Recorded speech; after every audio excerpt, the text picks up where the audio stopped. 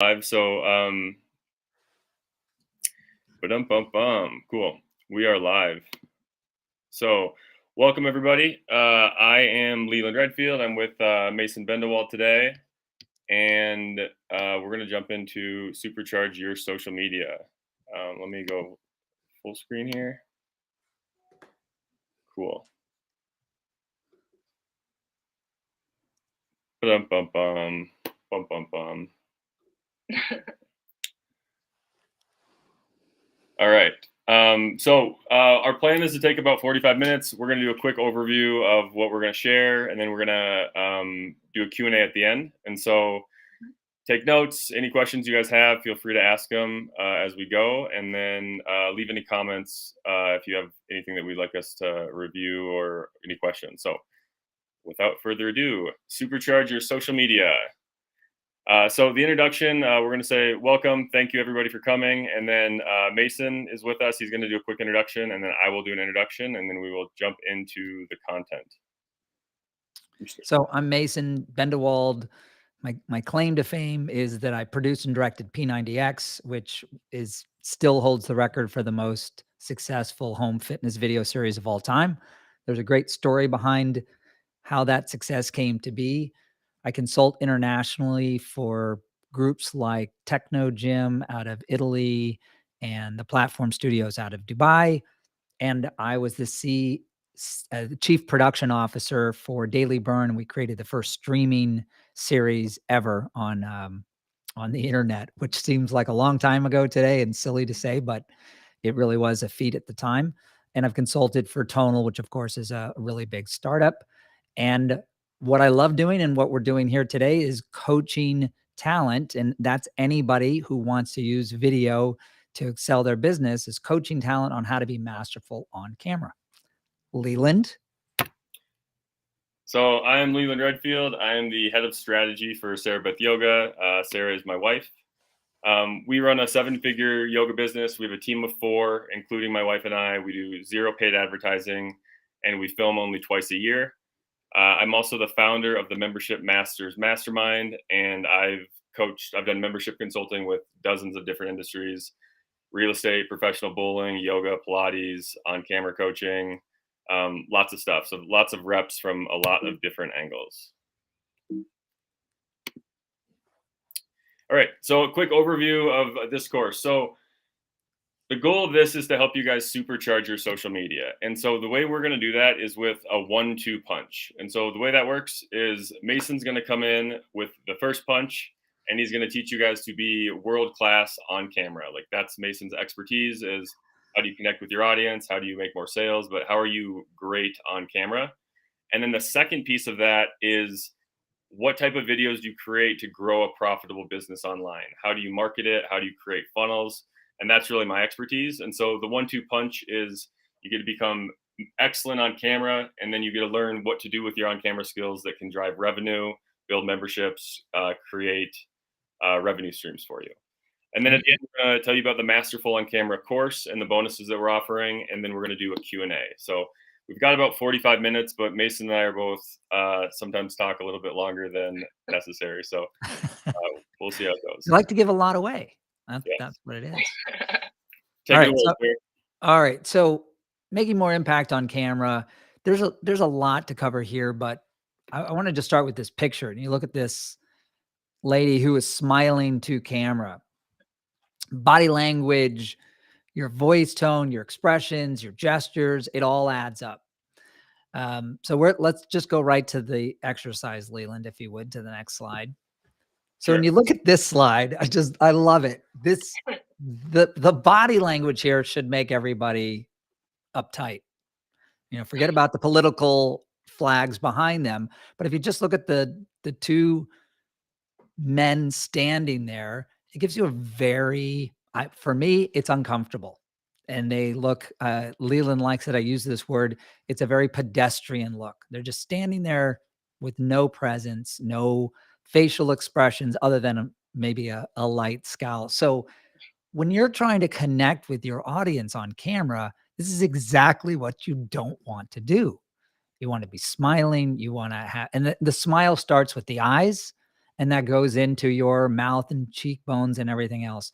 And to do that, you have to connect. You have to be thinking about somebody that is is easy for you to connect with. This is one of the first exercises I do with somebody who's moving from, they might be great in person, but if you have to talk to a piece of glass like I'm doing now, even though I know there are people there, it can be very intimidating. So one of the first things you do is to think about one person. Uh, I've done this a lot, so it's become more natural for me, but when I first started doing it, I literally took, um, a sticky pad, and I would put an arrow on it, and I would write a name next to it, like, for instance, mom or somebody I was working with that I knew I was having connection. So I'd put that right up next to the lens with an arrow, and I would think about that person, and that's what I encourage people who are starting off to do. Because if you are connecting with somebody as opposed to, oh my gosh, I'm standing in front of this camera, I've got lights on, and I feel very empty, it's because you're not connecting with somebody. And as soon as you do that, your body language will start to become more natural.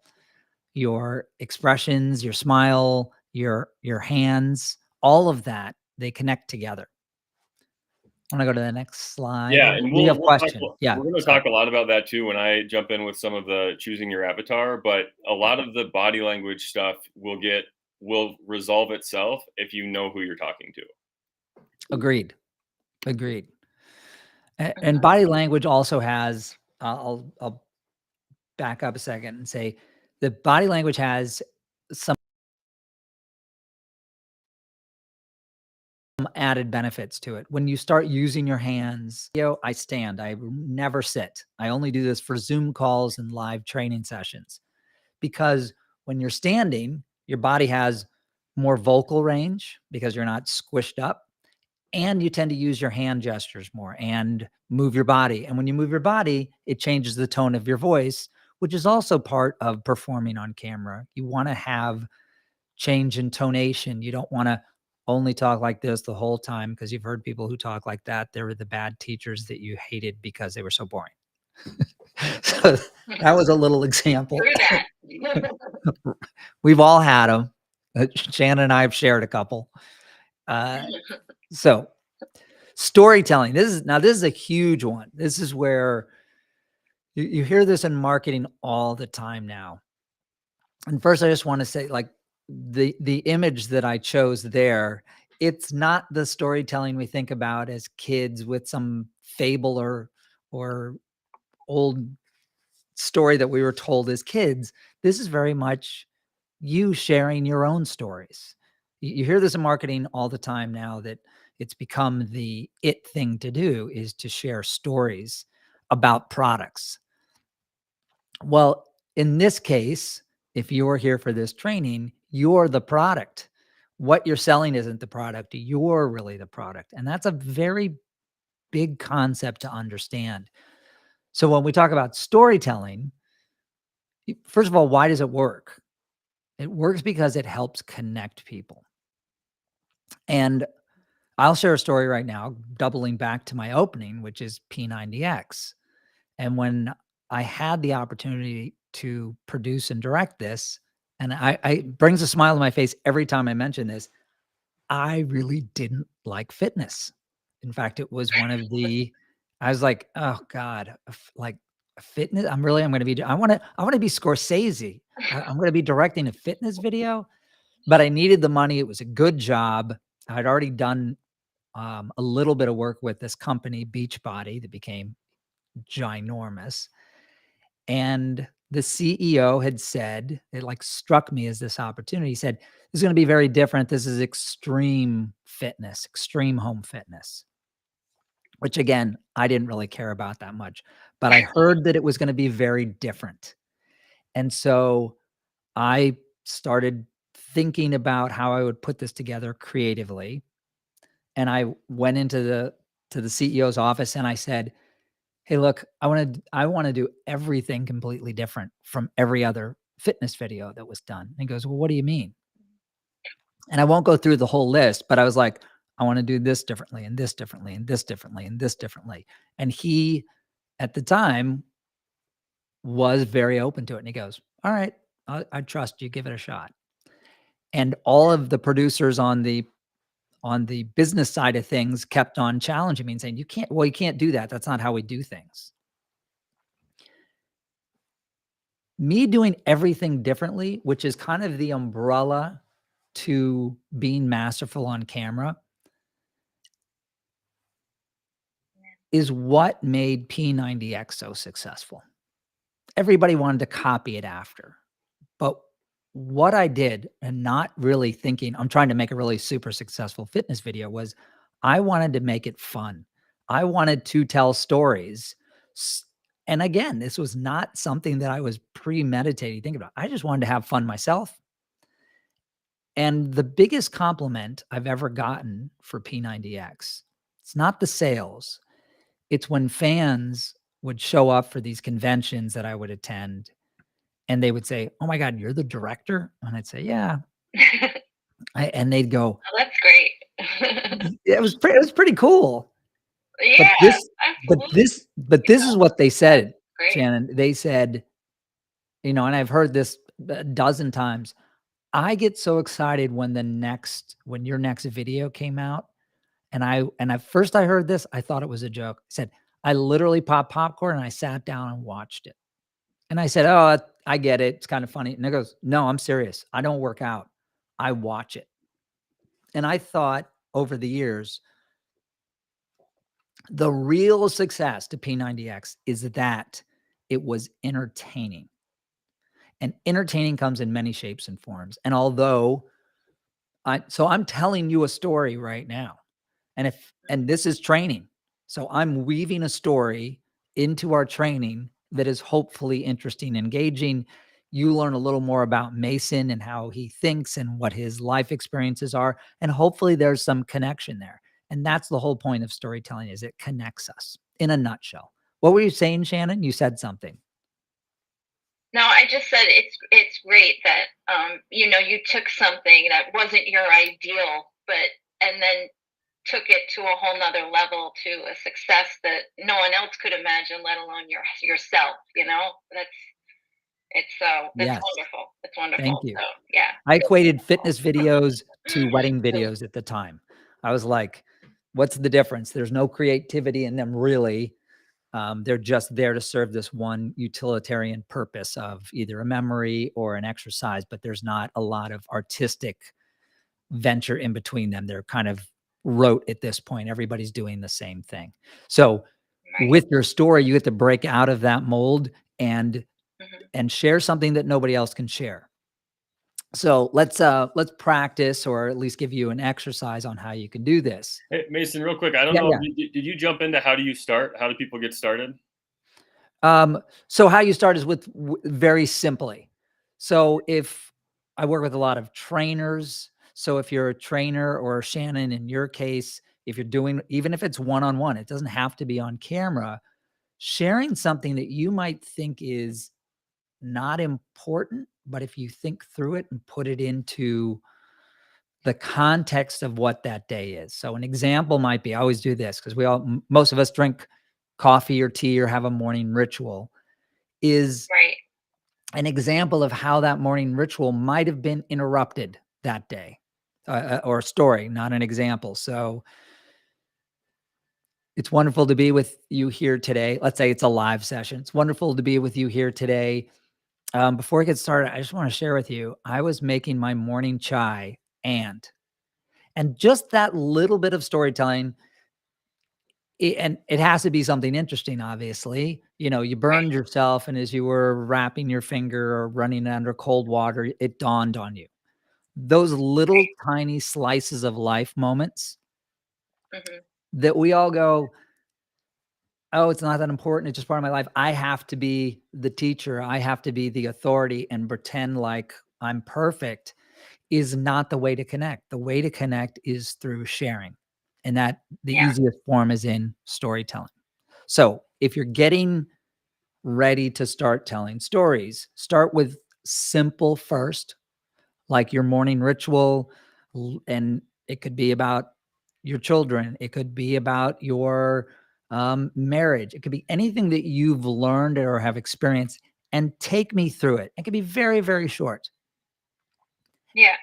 I And mean, then you I can, was thinking the other day, like my daughter, she's like, my knee's hurting because she's studying and sitting all the time. I'm like, you need to move and you need to do these exercises. You need, so I'm showing her, and then I'm like, no, do it this way, and she's like, oh, mom, okay, I get it, And I thought, that's probably the snapshot I should have, because none of my clients do that. She's just like, yeah, I get it. Okay, good. that's a great example. Talking about your kids is pretty universal, because whether or not you've had kids, we've all been kids. And we think about, I'll often now think back to, I have 2 daughters, and I often think back to that age of where I was at. So if you're sharing a story about your kids, or a conversation with them, or remembering something from your childhood, it's pretty universal in that we'll all make our own connection to that story you just shared, Shannon, for instance. Okay, yeah. Good. I'm on the right track then. Yes. Yes, you are. So I kind of started to already do this, is thinking of eventually what you'll do is you'll get into bigger stories that connect, especially if you're on camera recording. You'll work on bigger stories that weave a thread through your workout, through your theme. And I suggest you work on telling those stories to a friend first. That's the easiest way to get started. So don't try and do it all at once on camera. Talk to somebody and say, how could I make that better? Was it too long? Um, Look for somebody who's going to give you constructive feedback, not just somebody who's going to go, oh, that's great, you're amazing, you should do more. You want somebody who can really have a critical eye to it. Yeah. One thing I'll jump in and add is that from a marketing And and a when you business, do that, you'll get, say that again. Mhm. one of the things just to add from a marketing and a business perspective is you're going to be using the same stories over and over again. And so the story of you and the story of your business, if you expand and you're going, on podcasts or interviews, or you're working with not just clients, but your public facing stories, you'll probably have, I mean, there's actually 5 standard stories that we recommend that businesses have. Like, what's your genesis story? What's your, like, overcoming your giant obstacle story? Mhm. And those stories are tools that you use in your marketing and your performance all the time. So it's not, you don't need 1,000 stories. You need to get really good at your core 5 that tell the story of your brand. That's a Oh, really okay. good point. Makes sense. It's a really good point. If you are doing tons of video content though, if you're doing social media posts, you're doing, like I've currently been on doing these 60-second posts and doing tons of them. I pulled different stories from my life, and I don't have them in every video, but I just think when I'm writing out the information that I want to share, oh, is there a good example? And the example is usually a story. The example's not, Leland did this, and I know this, he got that result. I'll share my experience, and it could be with working with Leland, because again, there's more connection as opposed to just being an instructor. So to just recap, storytelling, you can start with small stuff, learning how to get more and more comfortable with inserting it into your content. But to Leland's point, ultimately, you're working on bigger stories that tell your business story as well. They are personal, but they're things that you recycle and tell in different ways because it helps build your brand. Is it kind of like taglines, kind of like, I'm Shannon and I'm joint mobility specialist?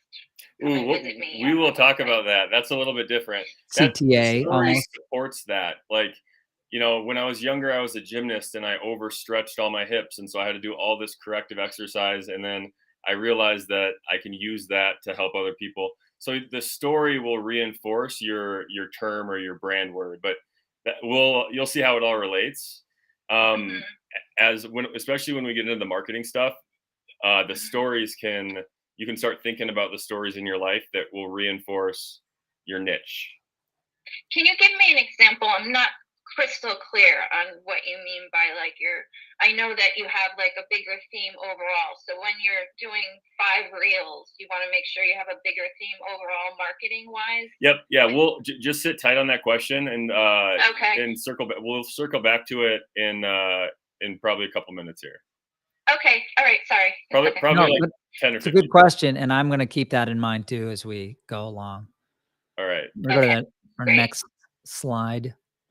So this is one that keeps coming up is the difference between recording and live and how you function differently. And there's also being in person and how you function differently. In short, one of them is you can't cover mistakes, you're not editing.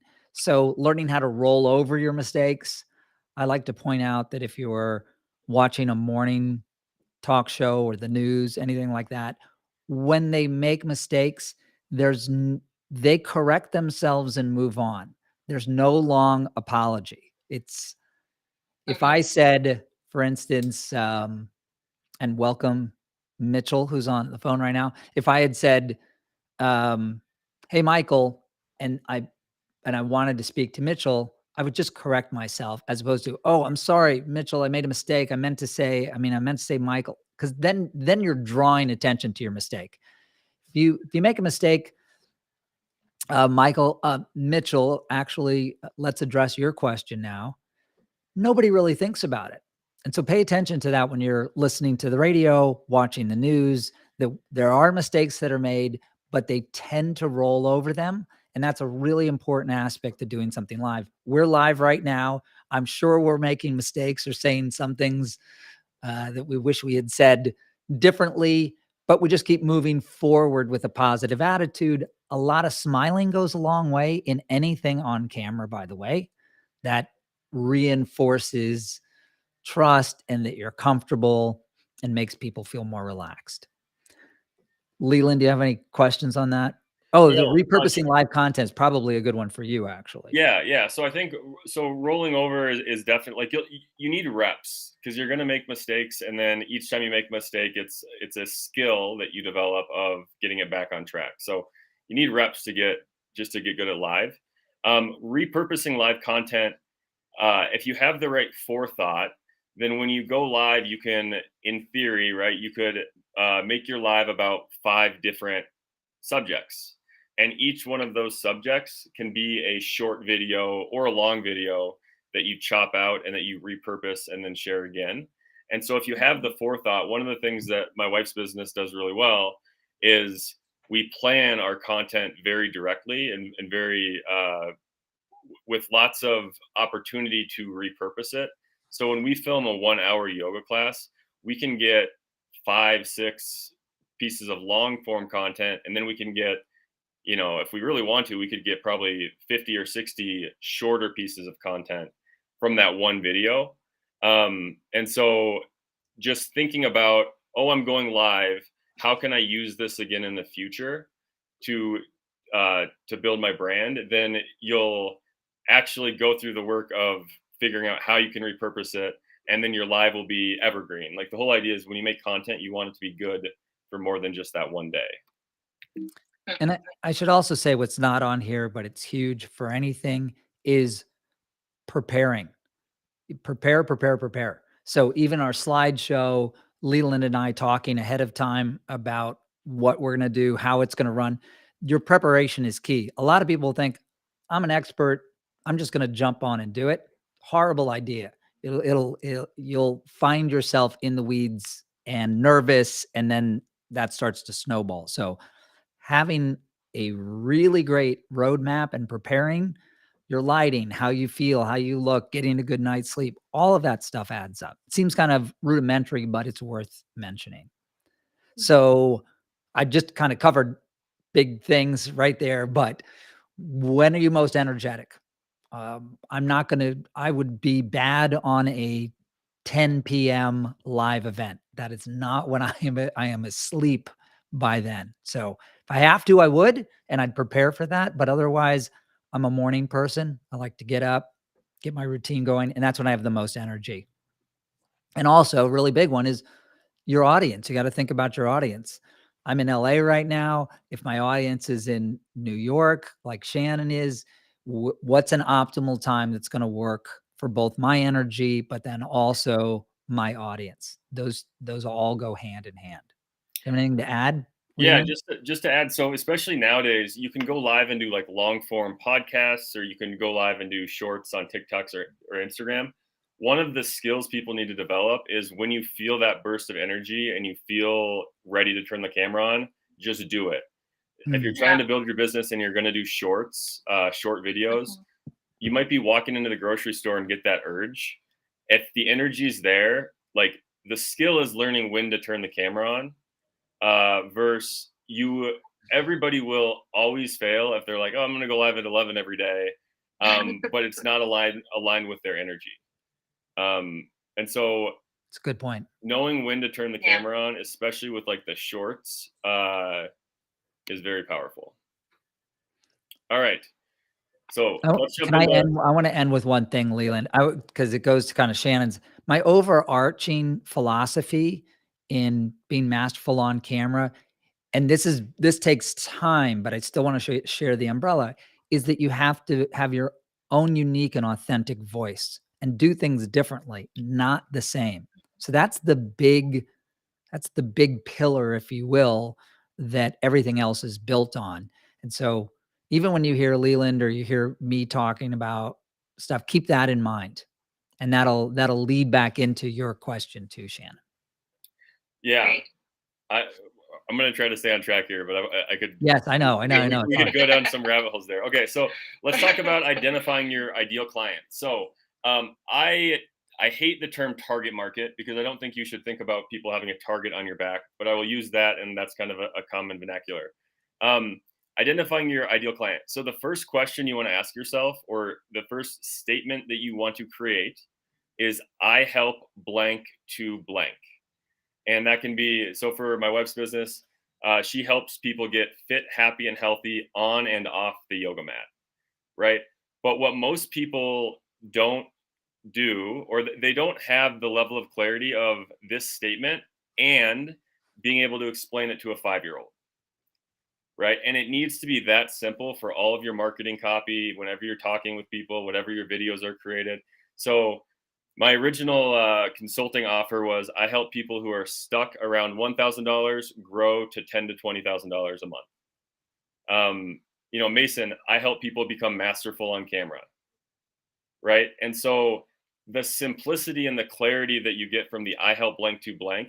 And the reason that's important is that as coaches or consultants, we're always selling two things. We're only selling one of two things. The first thing and the most common thing is you're selling transformation. And so what people want is a magic pill. They want to take a magic pill, get the result that you're offering. And so you're always selling transformation if you're a coach or a consultant. The other thing you could be selling is that you're teaching people to become the best version of themselves. Like you already have it inside you, and I can help you get there, right? Those are the only two things coaches and consultants sell. You're not selling training. You're not selling like a program. You're selling transformation. It's a great point, because that mistake is made so often. Well, and we'll see too. I'm going to share my profit playbook here in a second, but this statement is what everything else branches out from.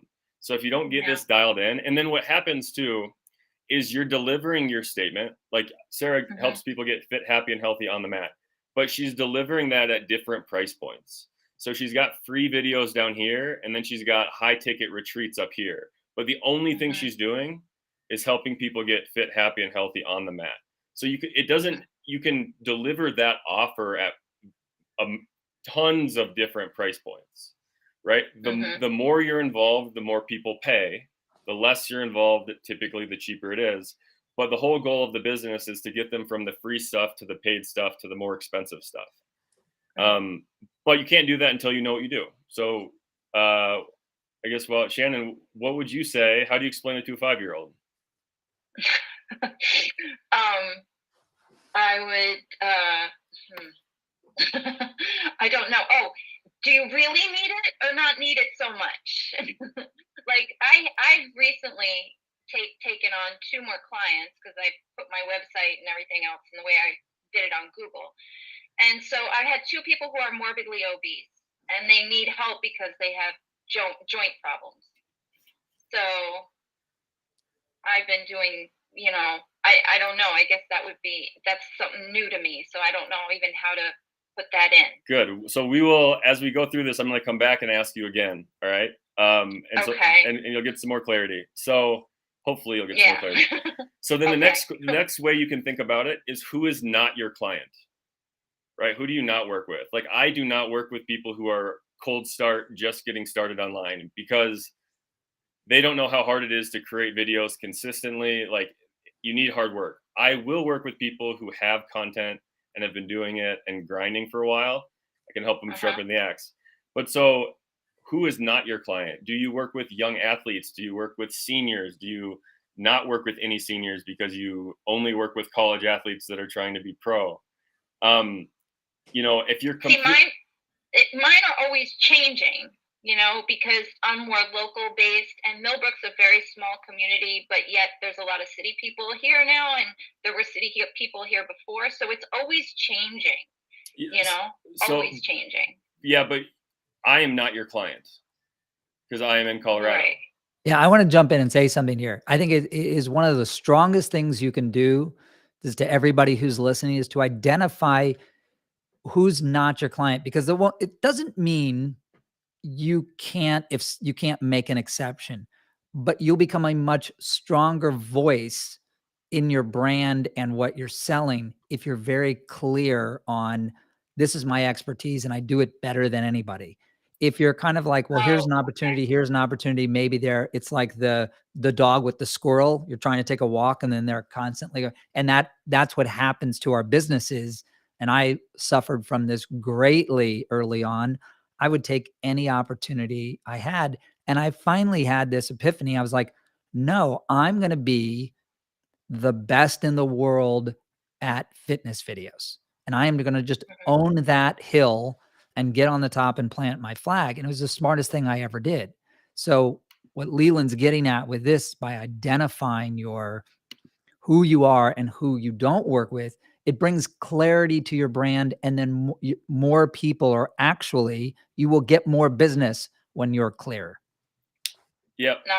So it's like you're kind of condensing it down so you're more focused. So it's not like you're jack of all trades. Yep. Exactly. Master of none kind of. Yep. And this will, as we go through, you should get even more clarity. So next is we say, who is your Jen?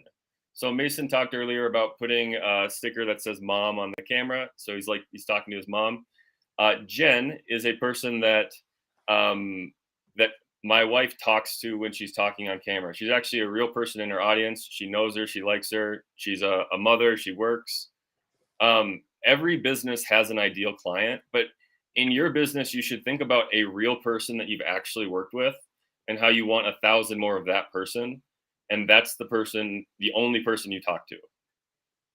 Okay, great. So then, because especially people who are really well educated, have lots of certifications and backgrounds, if you're not talking to one person, you are going to confuse everyone,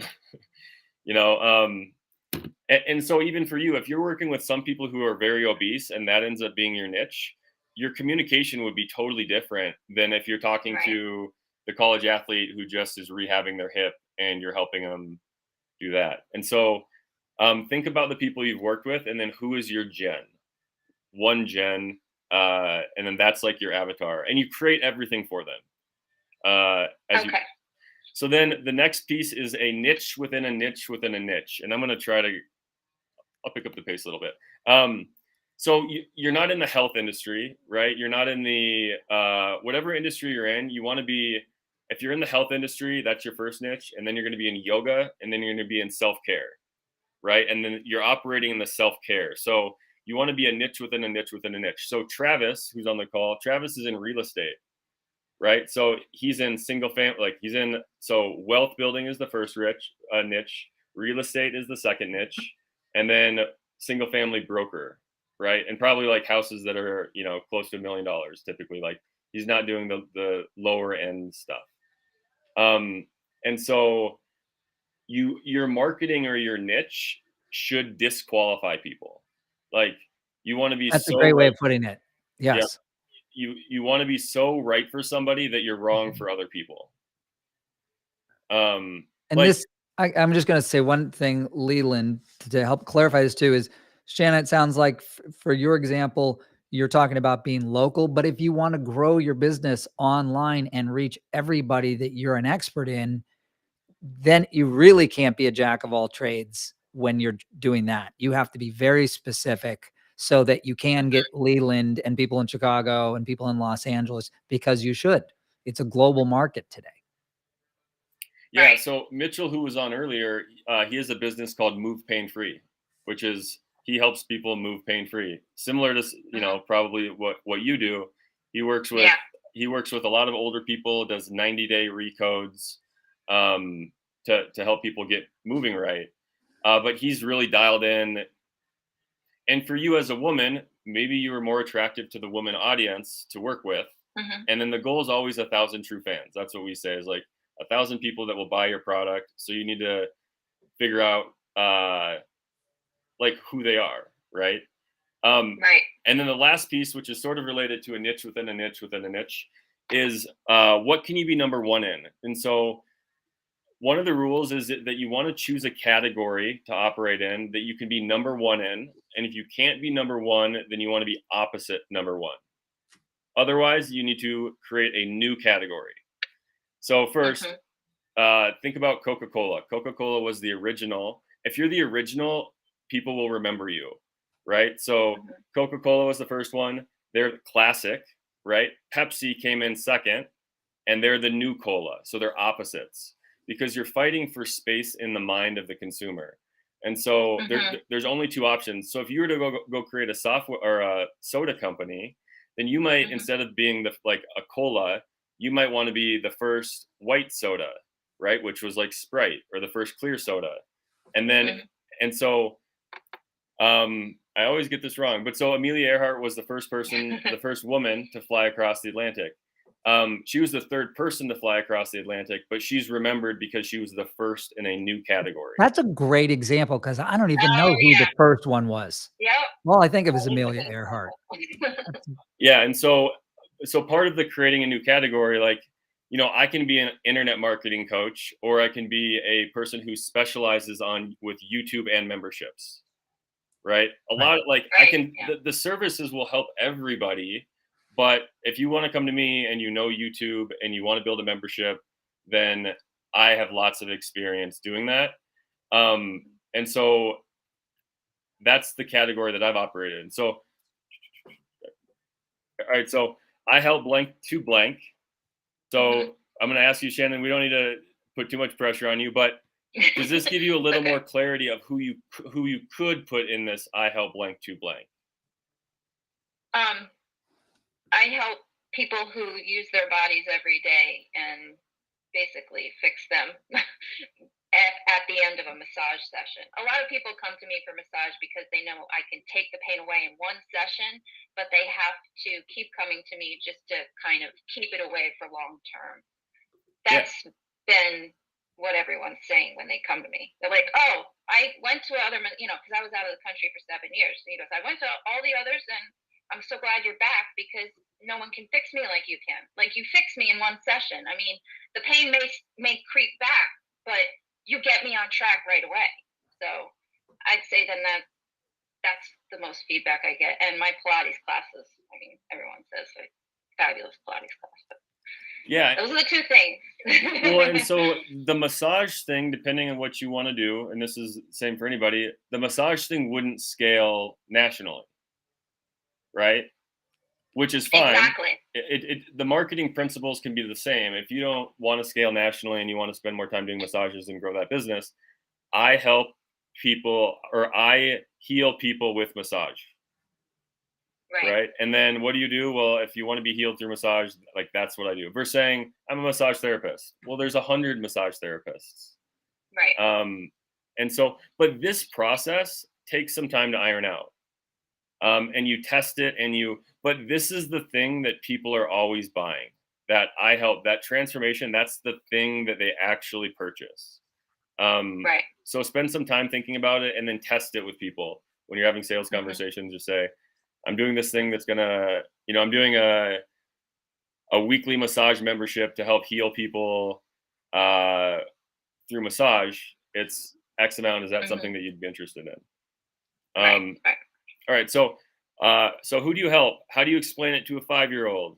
What words or phrases do you own in the mind of the customer? And that's super important. When they think of you, what words do they think of?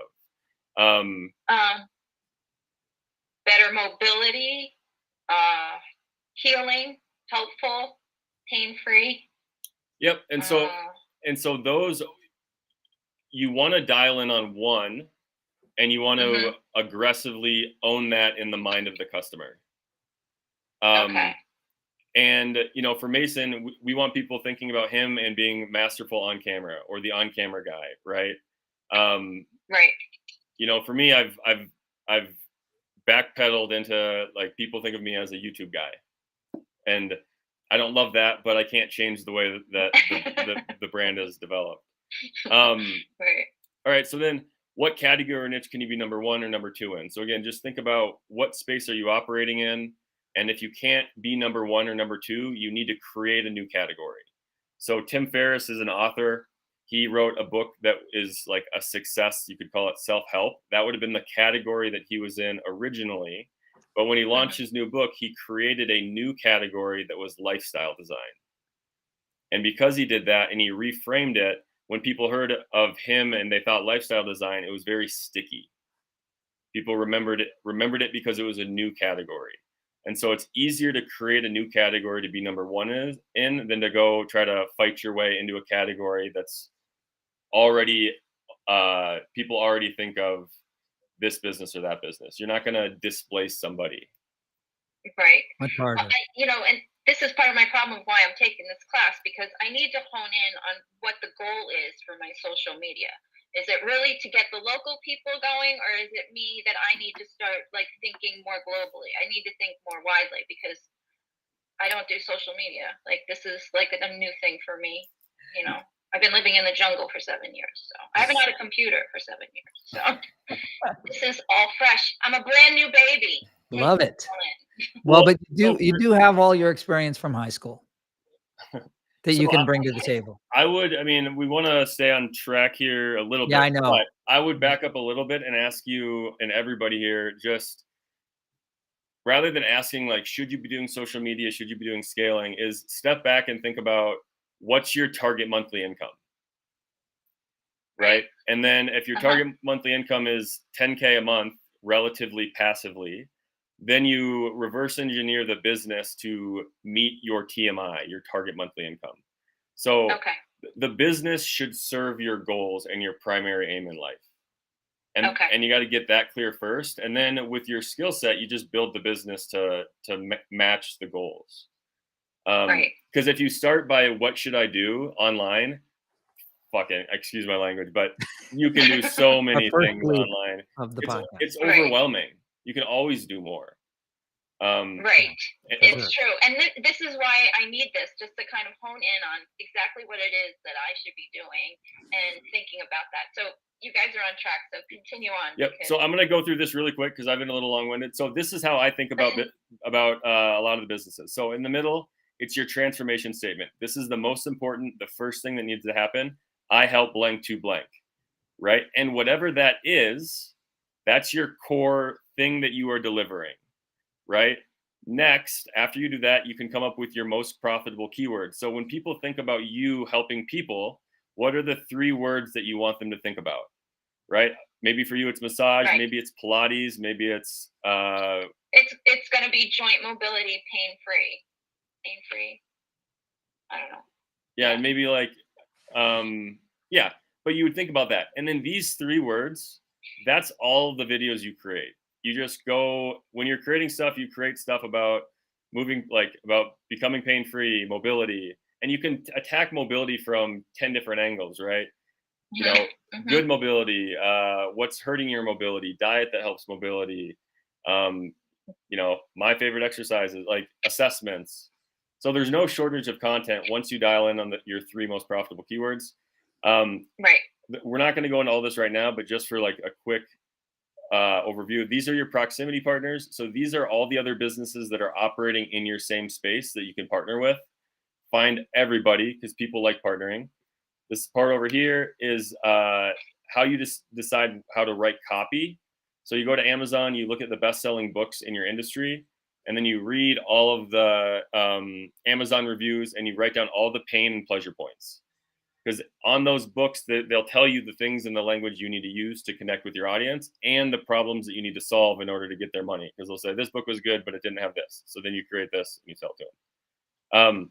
Last part down here, this is the structure of your business, right? It starts with free content. It goes to like a free gift, which is typically an email opt-in, low ticket, high ticket, super high ticket, right? Free content might be why massages are good for you. Free gift might be free massage consultation. Low ticket might be the first massage. High ticket might be a membership. Super high ticket might be like a weekend workshop or a massage certification, right? Same thing with Sarah. YouTube videos, email, membership videos, membership, retreat, right? And super high ticket we don't really have yet, but that's the escalation. All right, consistency. Secret 5, consistency. To building a consistent brand, you need to be consistent with your messaging. That's I help blank to blank, those keywords we talked about. And then you want to have a consistent upload schedule. You can create trust through consistency. I upload a video every Monday at this time. People will learn that you are a reliable person and they're more likely to do business with you. That doesn't mean you need to be the person that uploads it. You can bulk film and schedule it like a lot of businesses do. But you need to create trust through consistency in messaging, colors, branding, and uploading new content. And so I recommend that people have a content calendar. And typically, I mean, every business is different, right? But a consistent upload schedule, every business should have one. And so for us, we upload every Monday. We've got an email schedule with, twice every Thursday. We've got systems in place. And then once the systems and the upload schedules in place, then you just focus on content creation. So it frees you up from when do I upload it. Next piece is if you have social media, you can look at the best times to upload. So you want to upload when the most people are online, because that will help you get the most views, which will help you grow the fastest. So you can look at your analytics, or you can even go to ChatGPT or Google and say, hey, what time is this audience online the most? And that'll give you a good starting spot. But again, it's always I help blank to blank content.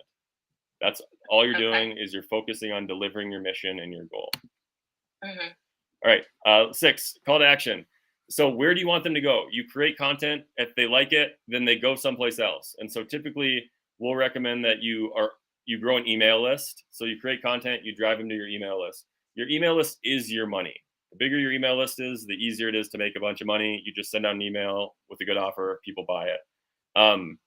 And so we typically will do free content to an email list, but you can also do a call to action to purchase.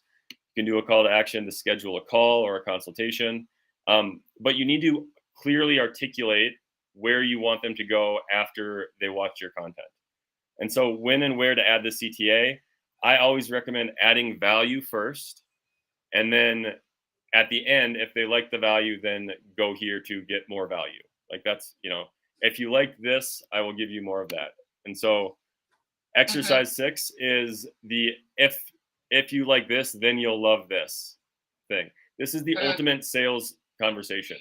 So if you create content that's free, hey, if you love this free content, I have another free gift that you'll absolutely love. All you have to do is click the first description or click on the first link in the description of my email box, enter your email, yada, yada, yada, wherever you're driving them. If you like this content, then you'll love my paid program. If you like this content, then you'll love my retreat. If you like this. So this phrase, the ultimate sales sentence, I think it should go in every piece of content you create. You should always have a call to action no matter what. Because there's a chance that that person who's watching it just had an aha moment and they're ready to purchase or ready to make a decision. And if you don't tell them where to go in that moment, you'll lose them forever. And so this phrase is the ultimate sales sentence. You'll use it all the time. If you like this, then you'll love that.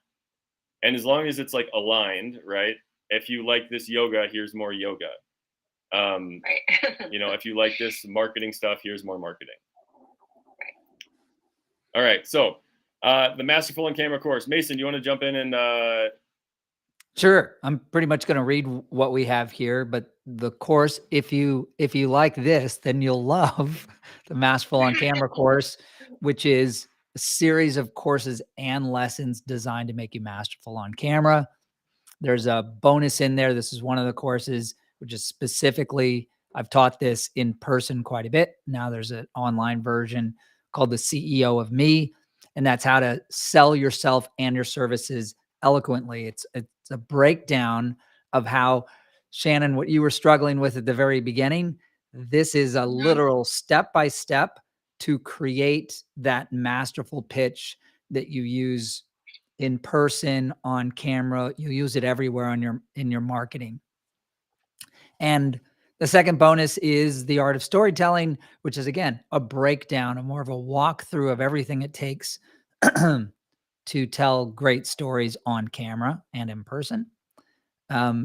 You want to keep going from there, Leland? Yep. And then the two other bonuses is a 30-minute goals and gaps call with Mason. And so Mason it'd be a one-on-one focused on how to develop your authentic voice so you can, and your selling proposition so you can excel on camera. So really, how do you bring yourself out, your unique self out, and be successful on camera?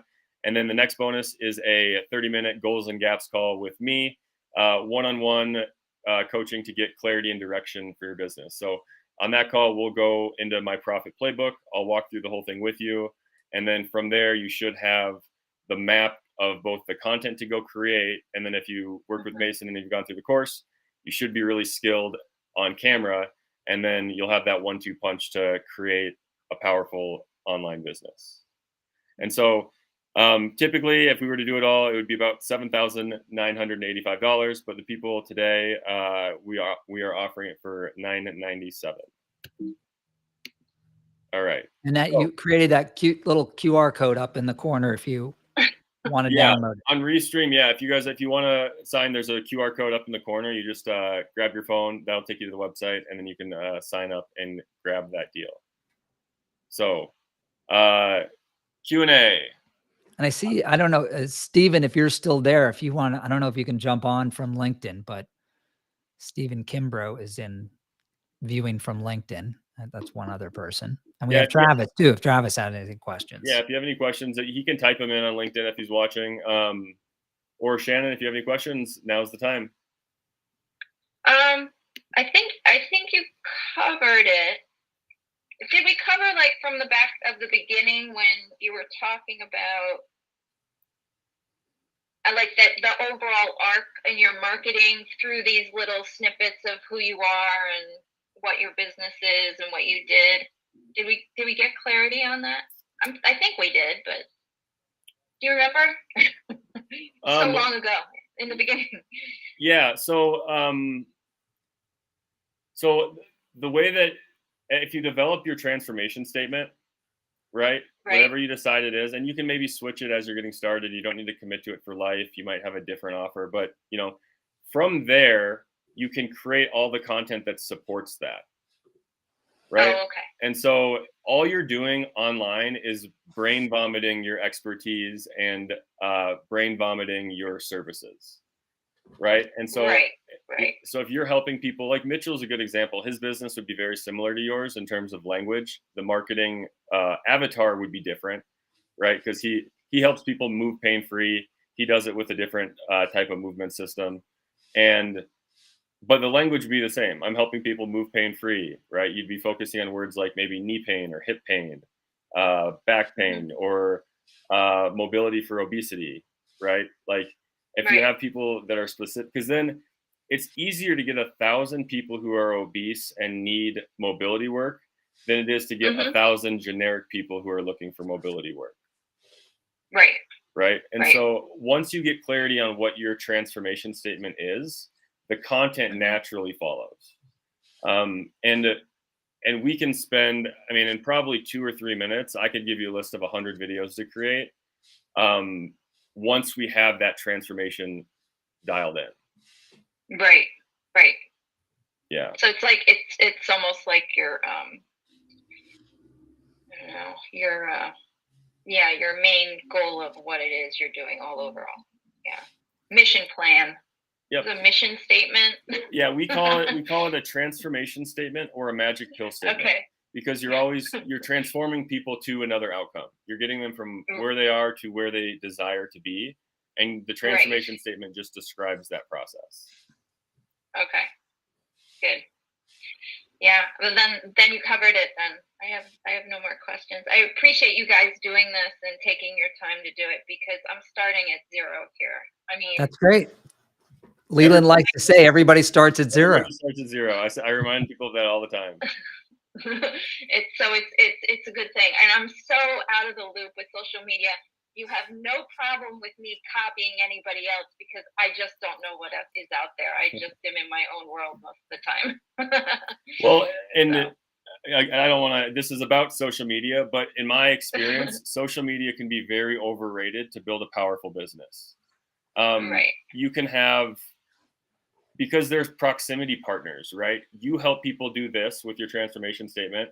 There are other companies who have big lists that you can partner with very easily. Like you could come in with your mobility expertise and go to a company and do virtual mobility for their entire staff. And you need one major company to say yes. And you can have zero social media presence and have a massively profitable business. That's a good point. I never thought of it that way at all. So that's fabulous. Yeah, that's a great idea. In real estate, and I see Travis keeps turning his mic on, so he wants to talk. But yeah, we got 2 more questions, and then we should probably wrap it up, Leland. I want to give Travis a second, but too. Real quick. So in real estate, they call it OPM, other people's money. Yeah. Right. Right. In social media, it's OPR, other people's reach. So who has the reach, and then how can you collaborate with them to make a win for them, a win for their offer or their audience, and a win for you. And social media is good, but if you can articulate the right partnership to the right, and Mason and I are working with a couple of people who are major fitness brokers right now, where we're going to bring in our coaching to their organization of thousands of trainers, and you wouldn't hear a peep about it on social media. Great point. Travis, you've been patient, my friend. Yo, yeah, hey, no problem. I don't know if this goes with it, but do you guys ever how important do you think it is to transcribe your videos to turn them into blogs or any kind of long form reading content for people? So you can and should be repurposing stuff, but the issue with online is that you can always do more, right? And so, you could turn those posts into tweet threads, and you could turn those tweet threads into, so I would recommend it, but the overarching principle would be, okay, if they read the blog, what's their next action step, right? It's like, okay, you wrote this great blog post.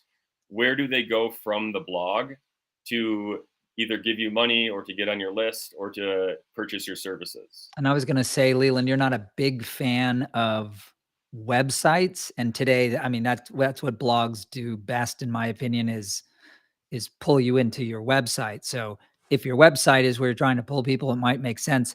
But if you're doing more funneling and just pages like off Kajabi, then maybe not. We have a question from Stephen Kimbrough, who has a podcast. I've actually worked with him before.